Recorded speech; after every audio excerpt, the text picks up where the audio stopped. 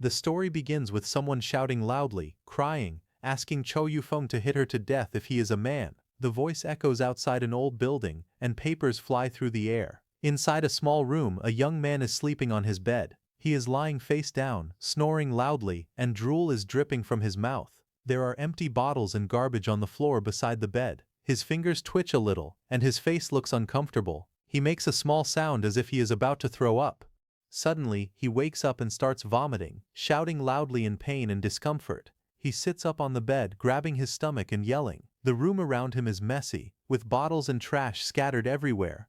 He remembers a moment before he was inside a large hall, attending a banquet. He was wearing a white suit and smiling as others raised their glasses toward him. They called him CEO Cho and cheered while drinking with him. Suddenly the glass in his hand shattered. The sound was sharp and the pieces scattered.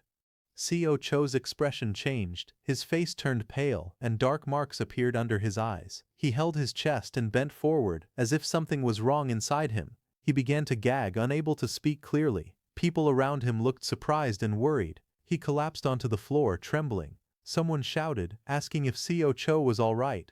Another person said he might have choked and told them to call for emergency help immediately. Everyone stood around him in shock as he lay on the ground. In the present, the man suddenly opens his eyes. He screams loudly in shock, his voice echoing through the room. He sits up quickly, sweating and breathing hard, as if waking from a nightmare. He looks around the room with confusion. The window curtains move from the wind, and he stares toward the outside. He seems unsure of where he is. He stands up and looks down at his feet. He is wearing simple slippers. His face shows surprise and confusion. He walks toward the doorway and asks quietly where he is. But suddenly he stops. A sudden realization strikes him. His eyes widen. Memories rush into his mind all at once. He remembers being married to a woman named Zhang Xiaoduo for 2 years. He remembers losing his parents in an accident caused by a machine malfunction. He remembers drinking heavily, gambling, and acting lost. He remembers moments of sadness and anger, holding his head and shouting. He remembers arguments and broken relationships. All of these memories hit him at the same time, making his head ache. He stands there overwhelmed by everything that comes back to him. The man looks at his hands. They are shaking. His fingers tremble as memories continue to flow into his mind. He whispers to himself, unable to believe what he feels. The memories inside him are real, and they are his, but they also feel like they come from another time. His eyes widen in shock. Sweat forms on his face. He asks himself quietly if he has been reborn. He stands frozen, confused and overwhelmed, trying to understand what has happened to him. Just then, he hears crying from somewhere in the room. The sound gets louder. He turns his head, surprised. On the floor, his wife Zhang Xiaoduo is sitting alone. She is curled up, hugging her knees. Broken glass and an empty bottle are scattered around her. She is crying hard, calling out his name, calling him an idiot and blaming him through her tears. Chu Yufeng steps closer and speaks softly, unsure of what to say. Zhang Xiaoduo slowly raises her head. Her eyes are red and filled with tears. Her expression shows hurt and sadness. Chu Yufeng looks at her carefully. He remembers her name. He takes a small breath and speaks quietly, with guilt in his voice. He apologizes to Zhang Xiaoduo for everything he did to her. Zhang Xiaoduo's eyes widen in surprise when she sees the change in his behavior. But before she can say anything, there is a knock at the door. Cho Yufeng turns his head. He reaches out and slowly opens the door. A woman and a small child are standing outside. The woman's face is bruised, showing she had been hit recently. The child holds onto her sleeve, looking tired and scared. Cho Yufeng looks at the bruise on her cheek, and his expression changes. His eyes widen as he asks Yuna who did this to her. But suddenly, he remembers the cause from the memories he regained. He recalls that their parents had died in an accident. Yuna yelling and crying, blaming Huhan for her parents' death. However, Huhan slapped her hard across the face and told her to stay quiet. Back in the present, Cho Yufeng stood still, watching quietly, his expression serious and troubled. The woman looked tired and sad. She told Cho Yufeng that he already knew their situation, so there was no need to ask. She then explained that there was no food left at home. Little Zheng had not eaten for a whole day, so she had come to ask for money to buy food. Cho Yufeng told them to come inside first. Then he asked Xiaoduo how much money and food they still had at home. Xiaoduo replied that there was only 5 yuan left, but there were still 10 kilograms of rice and 2 kilograms of flour. Chu Yufeng approached Xiao Duo and told her to give the 5 yuan and 10 kilograms of rice to Yuna. He said that the flour left at home was enough for them to eat for a few meals, and that he would find a way to solve the problem. Xiao Duo was surprised to see the change in his behavior, but she agreed. She handed him the money and rice, saying that it was ready. Chu Yufeng walked over to Yuna and told her to take it. Yuna and the child looked surprised. He then turned and walked away while Xiao Duo watched quietly. She asked him where he was going. Chu Yufeng kept walking and said he was going to settle some matters with Hu Han. Outside his house, Cho Yufeng saw old-style welding shops, run-down roads and street vendors shouting, selling metalware and fresh steamed buns. He walked through the busy street. Soon he stopped in front of an old apartment building and looked up at it. He went inside the old apartment, stood on the staircase, and thought about it. He found it strange that Chi Yufeng's parents, who had worked in the steel factory for almost 20 years, would die because of a machine malfunction. He then thought that since Hu Han was the workshop director, giving compensation would make Hu Han look good, and the factory would pay for it anyway, so he believed there should be no reason for Hu Han to refuse. Meanwhile, inside the apartment, 2 men walked down a hallway and stopped at a green door. As they were about to open the door, suddenly Cho Yufeng appeared behind them. The 2 men were startled. They turned and shouted, asking who he was. Cho Yufeng smiled and spoke casually, asking if they had just come back. The 2 workers glared at him and demanded to know what his problem was. They stepped forward as if ready to fight. However, an old man appeared and stopped them. Then he asked Cho Yufeng why he was there. Chu Yufeng put his hands together politely and said he came to make a request. The old man asked what the request was. Chu Yufeng smiled and put his hands together again. He said it was his parents' fault for using the machine carelessly, and his sister had also caused trouble. He apologized to the old man on her behalf. Upon hearing this, the old man held his chest and spoke with a sad expression. He said he was also upset about what happened in the factory. He mentioned that his sister Yuna kept blaming him for the parents' death, and he called it unreasonable. Cho Yufeng laughed awkwardly and agreed with the old man. He explained that his family was struggling and he came to ask for compensation.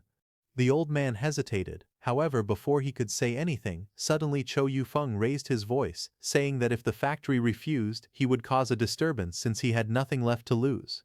But the old man tried to calm him down. He warned that causing trouble at the factory could get him arrested, and asked what would happen to his family then. But Cho Yufeng refuses to back down. He raises his voice again, saying that if they don't give the money, he will start a riot and find out whether his parents really made a mistake with the machine. However, the old man says the factory won't pay if Yufeng's parents were careless. Then he softens and promises that since he has been friends with the parents for years, he will give the money himself. Yufeng asks how much he will give him. However, he warns that if the sum is too small, he would rather riot at the factory. The old man tells him that the usual compensation is 600 yuan, but he can only give 500 because he also needs money. He says he will go inside and get the money. Chu Yufeng stands and waits. He watches as the old man walks away to retrieve it. The old man goes inside and starts searching for the money. He sweats and looks uneasy while looking through his things. Then the older man comes back and hands him a stack of bills, saying that this money is for him. After getting the money, Cho Yufeng starts heading back home. However, before he goes, he says in his heart that he will definitely make Hu Han pay for his sins. Just as he is walking to his home, suddenly he notices something and pauses. He turns his head and sees an old man hiding near the wall, holding a bundle of apple candy tied to a straw figure. Cho Yufeng quickly buys one of the apple candies and goes home. Moments later, he reaches the house and knocks on the door. Inside, Xiao Duo turns her head, looking toward the door. She steps outside and sees Cho Yufeng standing there, smiling and holding a skewer of candied fruit. He says happy birthday to her and hands it to her. Xiao Duo looks surprised and touched. Her cheeks turn pink as she holds her hand to her chest. Xiao Yufeng smiles gently while holding the candied fruit. He apologizes, saying he could only bring this because it was already late when he left Hu Han's place. Xiao Duo takes a bite. Her cheeks puff slightly as she chews. She says it tastes sweet. She shyly asks if he wants to take a bite too. Chu Yufeng shakes his head and says he already ate. He tells her that this treat is for her. He quietly thinks to himself, hoping that after he leaves, the real Chu Yufeng will treat her well. Now it is already late at night. Xiao Duo goes into the room and asks Cho Yufeng if he is not coming inside to sleep. The night sky was calm and quiet. Inside the room, Chou Yufeng and Xiao Duo were sleeping on the same bed. Xiao Duo was lying close behind Chou Yufeng, her arm resting near him. Their slippers were placed on the floor beside the bed. As they slept, Xiao Duo's body pressed gently against Chou Yufeng from behind, the front of her chest squeezed against him. Chou Yufeng's eyes opened, his face turned red, and he looked nervous. However, he told himself quietly that she was someone else's wife. Just like that, morning came. Outside, a rooster was crowing loudly as the sun rose. The sound continued over and over. Chou Yufeng suddenly woke up from the noise. He sat up on the bed with a tired and annoyed face. Chou Yufeng complained that the rooster was too noisy. He said that one day he was going to deal with Aunt Wang's rooster. Xiao Duo walked out of the room wearing her slippers. She saw a bowl of steaming noodles on the table and was surprised. Chou Yufeng was standing there holding chopsticks and smiling. He said that he made longevity noodles to make up for her birthday yesterday. He told her to eat the egg first. He borrowed the egg from Aunt Wang, but Aunt Wang didn't know about it. Xiao Duo sat at the table and asked Chou Yufeng why he would steal something. Chou Yufeng, however, replied that he didn't steal it. He only borrowed the egg and would return it later. Then he reached into his pocket, grabbed a stack of money, and placed it on the table. Xiao Duo's eyes widened in shock when she saw it. She loudly asked how Chou Yufeng had so much money and questioned if he had stolen it. Chou Yufeng told Xiao Duo not to panic. He said the money was solatium for his mom and dad. Xiao Duo looked confused. She said the factory claimed the accident was his parents' fault, so she didn't understand why they would pay compensation. However, Chou Yufeng explained that he got the money from Hu Han. Hu Han was afraid that he would cause trouble at the factory, so Hu Han gave him the money on behalf of the factory. Chou Yufeng what he planned to do now. Chou Yufeng said he would try to gather evidence. He believed Hu Han could not hide everything from them. Since he accepted the money, Hu Han would now lower his guard. Chou Yufeng also said that with this money, they would not have to worry about food for a while. Xiao Duo looked at him with surprise. She slowly asked if he was really the Chou Yufeng she knew, because he seemed different from before. Upon hearing this, Chou Yufeng pretended to act normal. He tried to laugh it off and said she was talking nonsense. Then he mentioned the money and suggested that Xiao Du take 200, he would take 100, and he would give 100 to Yuna. The last 100 would be used to buy food. Xiao Du agreed. After giving the money, Chou Yufeng left the house to go look for Yuna. Outside, Aunt Wang was feeding her chickens. She called out to him and asked if he had seen her eggs. Chou Yufeng admitted calmly that he borrowed one when she wasn't there. Aunt Wang's face changed. She got angry and shouted loudly, saying he never asked her permission and accused him of being inconsiderate. Chou Yufeng calmly took out money. He handed her 2 yuan and told her that he would pay for the egg. Aunt Wang's anger disappeared immediately. She accepted the money and smiled, telling him that he could feel free to borrow again next time. As Chou Yufeng walked down the street, a tall man with short red hair leaned against a wall. He had a toothpick in his mouth and looked relaxed. He called out to Yufeng and asked where he was going. His name was Nike Liu. Chou Yufeng greeted him. However, before he could say anything, Nike Liu mentioned that there would be a gambling match with Chen Guoda that night. He suggested that the two of them team up and try to win Chen Guoda's money. Chou Yufeng, upon hearing Chen Guoda's name, remembered that Chen Guoda's father used to be the leader of the Linshui steel factory, and now Chen Guoda was also working there. Nike Liu agreed and told him that he would come to Yufeng's house that night, and asked if his wife Xiao Duo would be there. Chou Yufeng, however, told Nike that he needed to meet Chen Guoda first, so he would go to Nike Liu's house instead. Then he said he would think about it. After saying that, he turned and left. However, after Yufeng walked away, Nike Liu watched him leave. Nike Liu called him a coward in his mind. He wondered how someone like Yufeng could marry such a beautiful wife. Meanwhile, Chou Yufeng reached home and saw the door was slightly open. He found it strange and wondered why the door wasn't locked. He pushed the door gently and looked inside. And he saw little Zheng peek out from behind the door. Yufeng was surprised when he saw him. Seeing Yufeng, little Zheng happily called out to his sister, saying, "Big brother is here." His sister Chou Yui came to the door and asked what was going on. Little Zheng pointed to Chou Yufeng and repeated that big brother had arrived. But when Chou Yui saw Chou Yufeng, she looked a little surprised. She was inside the kitchen preparing dough. When he saw her, he told her to go rest, saying he would handle it. Chou Yu was confused, but she stepped aside. Yufeng then began kneading the dough seriously. Yu stood next to him and watched quietly. Just then, Yuna entered the house and called out to Yu Yu, asking if the noodles were ready. Cho Yufeng smiled brightly and said he was making them and they would be done soon. Upon seeing Cho Yufeng, Yuna was surprised and asked him why he was there.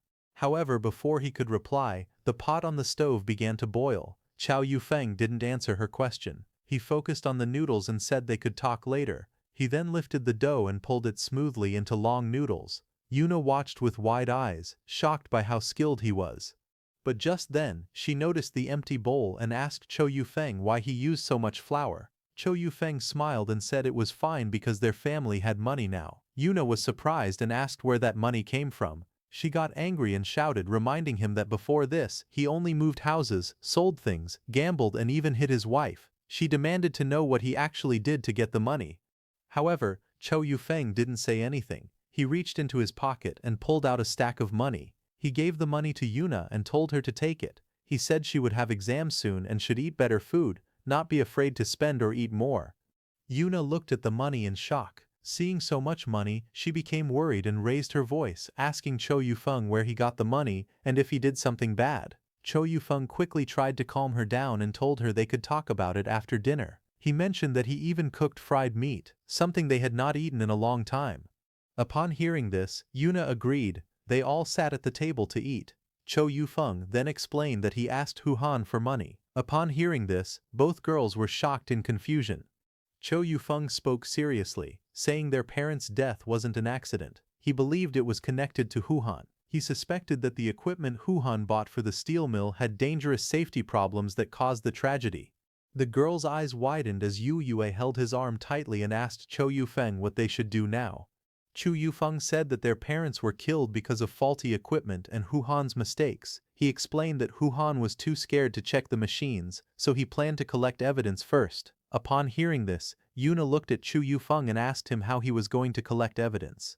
Yufeng explained that to buy equipment there must be purchase documents. Once he found them, he would contact the supplier and make sure Hu Han couldn't escape responsibility.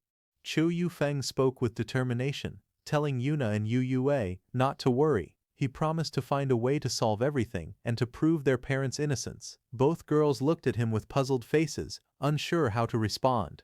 Then Yufeng smiled and handed some money to the little boy, telling him to use 50 fen to buy candy bars, and told Yuna to focus on her exams, leaving the tuition fees to her elder brother. After telling them about his plan, Cho Yufeng started going back to his home. However, when he was walking down the street, passing by busy shops and bright signs, a vendor nearby was shouting, selling cool popsicles. Yufeng stopped and said he would take one. The vendor opened the box filled with frozen popsicles and handed one to him, and asked for 2 fen. Yufeng paid him and took the popsicle. The sunlight reflected off the ice, making it shine brightly. Chu Yufeng sat on a bench outside a building, holding the popsicle in his hand. He took a small bite and looked around thoughtfully, saying to himself that each era truly had its own characteristics. As he was enjoying, suddenly someone patted Cho Yufeng on the back and greeted him. He turned around with a confused look and saw a group of people walking toward him, smiling. One of them waved and said hi. Yufeng looked closer. He recognized them immediately. They were Fu Dahai and Zhang Ziri, his college classmates. Cho Yufeng smiled and greeted them, saying it had been a long time. As he looked at the group, he recognized another woman among them. She was Shen Ziran, known to be Zhang Xiaoduo's best friend. Yufeng noticed that she was dressed neatly and confidently, thinking that she must be the most well-off among the group.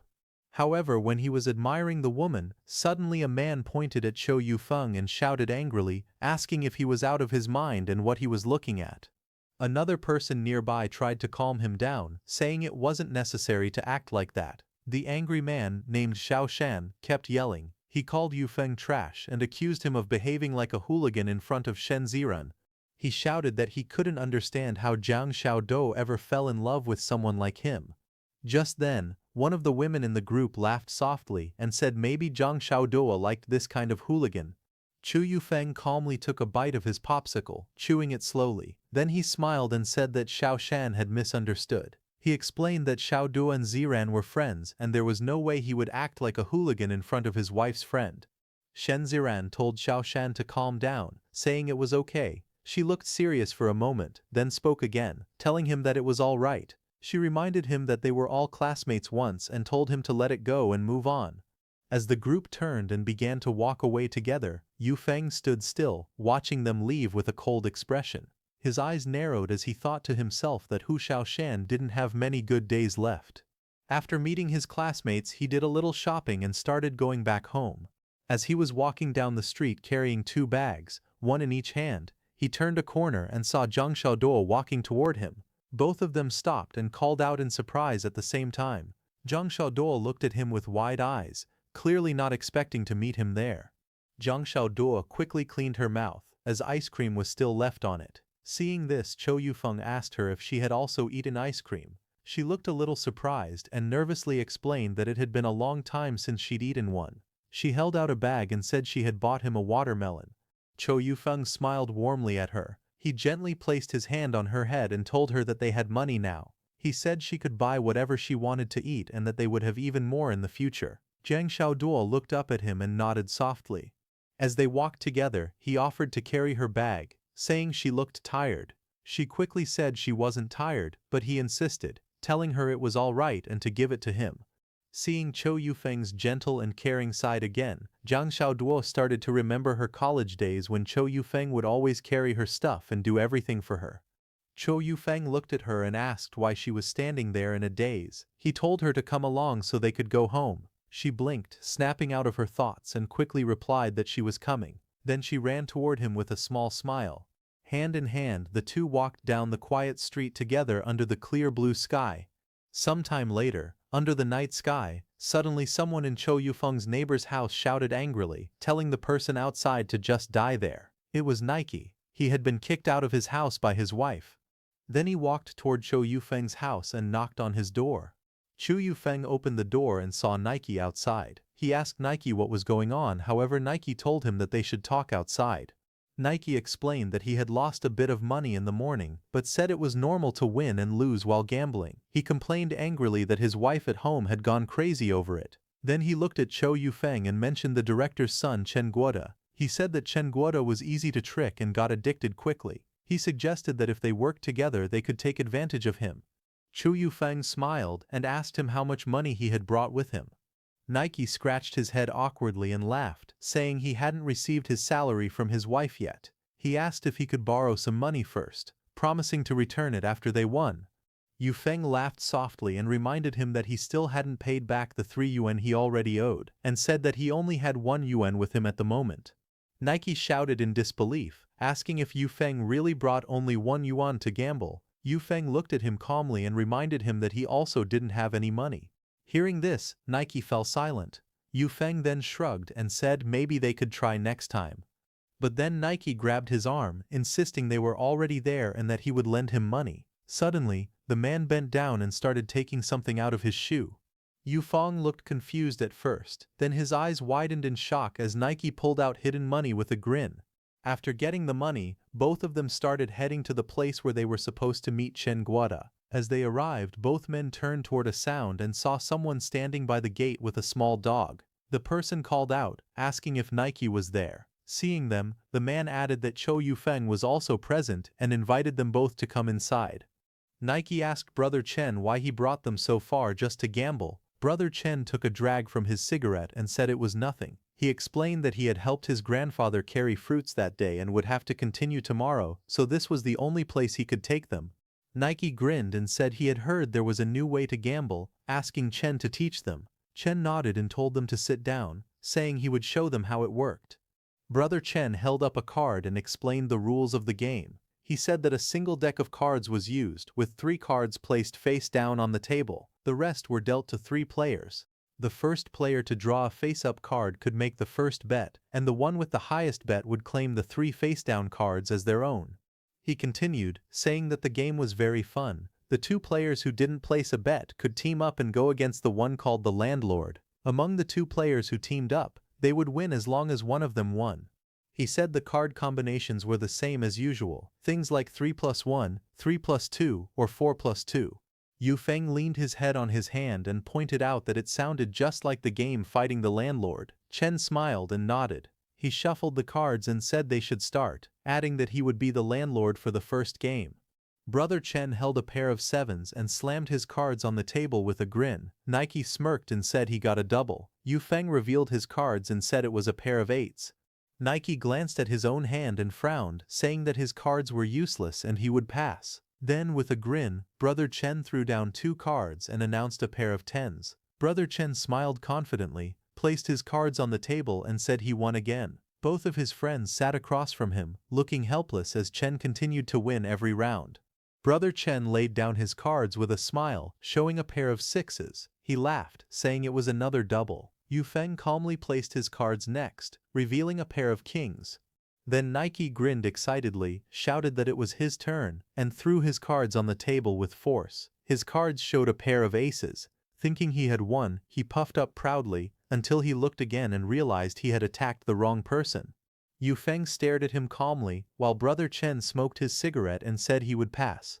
Just then Nike sighed, saying he had no more cards left and could only play singles. He placed down a single 3. Brother Chen looked at him and threw down a jack, saying he was playing singles too. After seeing no one respond, Chen smiled confidently and said that since everyone passed, he won again. Seeing this, Nike raised his thumb and smiled, saying Brother Chen was amazing. Chen took a calm puff from his cigarette while Yu Feng silently looked at his cards. His golden eyes narrowed as he saw his hand full of 2s and a jack. He scratched his head and sighed, thinking that his cards were completely useless. Nike grinned and laid his cards on the table, showing 4 sixes. He said it looked like he was starting. Just then, Yu Feng smiled back and raised his cards, revealing 4 2s. He said it was fortunate since that's what he had left. He slammed his cards down on the table, stunning everyone. Brother Chen looked surprised, while Nike's eyes went wide in shock. All he could say was pass.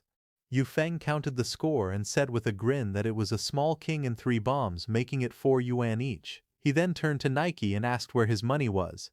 Later that night, the game continued. Someone played a pair of 2s and Nike shouted that he was going for doubles. The others quickly responded saying pass one after another. Brother Chen held up his card with a smile and said he won again. Nike slammed his hand on the table in frustration, shouting that the cards were stupid. However, Yu Feng told him that he now owed almost 100 yuan to Guoda. Angry but determined, Nike shouted that he would play a few more rounds and go big next time. However, Yu Feng looked at him and asked what he was going to bet with, wondering if he even had a single coin left in his socks. Hearing that, Nike Lu slammed the table angrily, shouting that no one was leaving and demanding respect. Yu Feng threw the cards on the table and glared back, saying he would talk however he wanted. He then told Nike Lu to bring out his money if he wanted to keep playing, otherwise to get lost.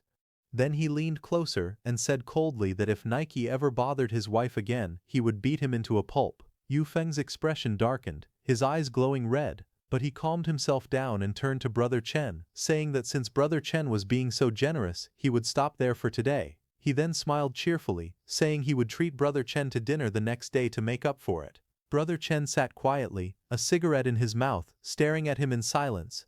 After the all-night game, he started going back home. As he was walking, he thought to himself that Chen Guoda's father was a retired factory director with many connections, and that he might be able to help him. After that, he returned home and jumped onto his bed, sighing that he was so tired. As he lay there, suddenly he heard a voice, Nike's wife, scolding him for losing all the money and asking how they were supposed to survive like that. Yu Feng listened with a tired sigh and quickly fell asleep. After some time he woke up and went to the Wu Wei tea house. He raised his hand and asked the owner if he could have some tea. The owner smiled and said it would cost 5 fen. As the tea was poured into a cup, and just as he was about to take a sip, suddenly he overheard someone mention that the eldest son of the Liu family had left for the city. As he listened, one man said that the eldest son of the Liu family had resigned from his job just like that, sighing that he didn't understand what the man was thinking. Yu Feng quietly sipped his tea, thinking to himself that the 80s was a crucial time when many millionaires began their businesses. He looked thoughtful and wondered what would happen if he were to return to the year 2020. As the sun set over the buildings, Yu Feng looked out from the balcony, thinking it would be a waste to let such an opportunity slip away. After a moment, he shook his head and laughed, saying that he still had his hard-working career in the 20th century. Then, with a determined look, he clenched his fists and declared that after taking care of Huhan's affairs, he would return to where he came from. Just then, he looked down from the balcony and noticed someone arriving on a motorcycle. He thought to himself that today's hero had arrived. A moment later, Cho Yufeng called out excitedly for Brother Chen. Cho Yufeng smiled and said it was quite a coincidence meeting there. Brother Chen agreed and mentioned that he had just finished harvesting and was completely exhausted. Chu Yufeng smiled and told Brother Chen that he had come just in time, inviting him to dinner to apologize for what happened yesterday. Chen waved his hands saying it was nothing serious, but Chu Yufeng insisted, laughing that it wasn't a small matter to him. He urged Chen to come along, suggesting they go eat at the state restaurant. At the state hotel restaurant, the waitress politely asked what they would like to order. Cho Yufeng asked to see the menu. As he opened it, his eyes widened in shock. The prices were listed: Mao Tai vodka for 7 yuan, braised fish for 2.9 yuan, ginseng chicken for 4.5 yuan, and mapo tofu for 0.39 yuan. Tears filled his eyes as he looked at the menu, overwhelmed by how expensive everything was. He then ordered many dishes for Brother Chen. Seeing so many dishes, Brother Chen told Yufeng that he was being too polite for ordering so much, asking if it wasn't a bit too much food. However, Cho Yufeng smiled and told Brother Chen it was fine, saying he was happy to finally share a meal with him and that they should eat freely. Nearby, two men entered the restaurant, talking about how they had heard good things about the state restaurant and that the food there was said to be delicious. Just then, one of them noticed Yufeng and called out to him, asking with a teasing tone if he had come there just to waste money. Cho Yufeng quietly kept eating, pretending not to hear anything. However, the man shouted angrily, calling Yufeng trash and yelling that Zheng Xiaoduo didn't even have food to eat while he was wasting money there. A woman nearby frowned and said she had lost her appetite, telling the others to go to another restaurant. The man agreed and walked out with her, leaving the place with a forced smile. Chen looked at Cho Yufeng calmly and asked if he had a grudge against Hu Han's son. Cho Yufeng explained that they used to be classmates and had some conflicts in the past. Brother Chen then took a drag from his cigarette and mentioned that when they played cards yesterday, Cho Yufeng had kept letting him win. He asked if Yufeng really thought he wouldn't notice. Yufeng looked at Chen and asked if he had a bad relationship with Hu Han, saying that Chen didn't seem happy when he asked about it earlier. Chen sighed and explained that during the voting for the factory director's position, Hu Han had voted for Xu Changjiang instead of him. Because of that single vote, he lost the election for workshop director. He clenched his teeth and added that his father had been the director of Hu Han's workshop before retiring. Anger filled his voice as he called Hu Han a traitor. Yufeng quickly tried to calm him down and offered to pour him some wine. Chen relaxed a little and agreed. While pouring the drink, Yufeng asked who Xu Changjiang was and if he was the son of the director of the Linshui steel factory. Chen scoffed and said it was nonsense, explaining that Xu Changjiang was just someone who had connections with a foreign supplier. Yufeng asked Chen why he didn't think about going to sea instead of staying in the old factory. Chen replied that he had considered it, but his father didn't agree. Brother Chen leaned closer and told Cho Yufeng that a friend of his had gone to Shanghai last year to make electrical appliances and earned more than 100,000 in one go. He exclaimed that it was $100,000 and said that his friend must have become a millionaire. Smiling, he then asked when someone could ever finish spending that much money.